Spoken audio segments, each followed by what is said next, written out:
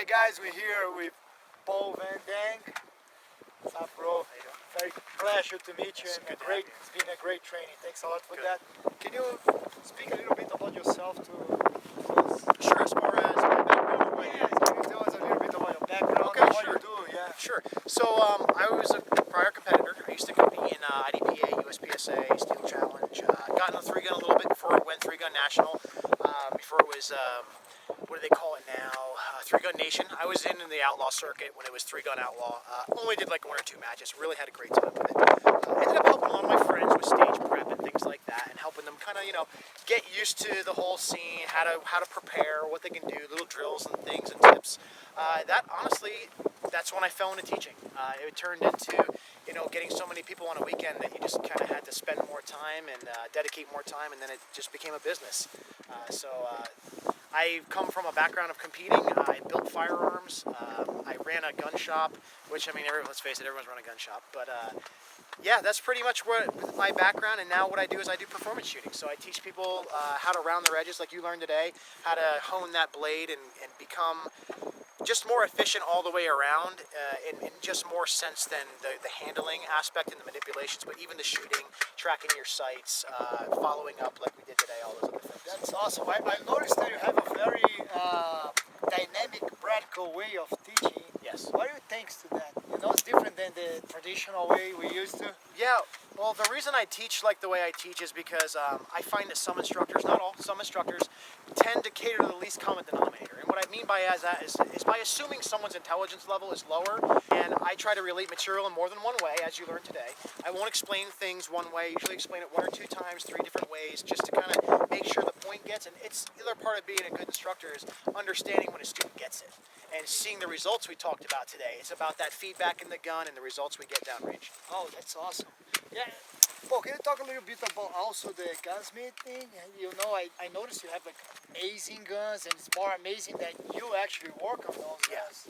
So I work for Agency Arms as well. I'm an asset shooter for them, so I'm on their shooting program, one of their sponsored instructors.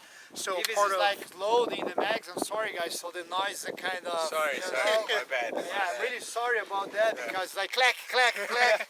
But Paul, sure thing. Sorry brother, it's very annoying noise. No, he's all right. He's Keep gotta load going, mags, bro. man. We're burning daylight, right? So you're talking about agent, which is, Yeah. I'm in love with Agency Arms. Yeah, so what I do for them is, when I first got on with Agency Arms, I was helping test and evaluate some of their products and helping them kind of give my feedback on their products, whether it be the Glock pistols or the ideas that they had. That turned into me coming out to California once in a while and helping out and helping design with Randy Neswander of Agency Arms and Michael Parks. So as time progressed, that turned into me coming around more often, and then they decided to bring me on as the head gun tech.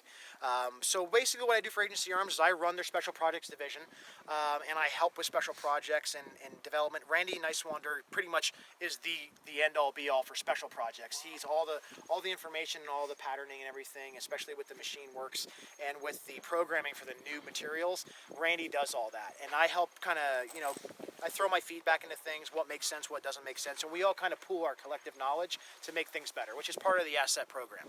Yeah, I noticed that probably like your feedback as a competitor helps a lot on what you do, your work on the guns, right? Absolutely. And I also noticed that you have that, it's kind of like, I feel myself kind of like that way, because growing up I was a competitor shooter too, and it's kind of like you mix it up, the competition shooting with the self-defense, the combat shooting. Yes, and that's important. As a competitor, it's always good to have that ability to learn the self-defense aspect of everything. But the biggest, I guess, benefit to doing both is the ability to cross-pollinate those two techniques to get the most efficient results you possibly can. Now, there are some things you shouldn't do in defense that you do in competition, but it's that shooter that has to make that differentiation. It's not you that has to make it. Now, as you would teach that, whereas me, I stay away from the defensive teaching and I stick to the more performance shooting. Oh, that's awesome, brother.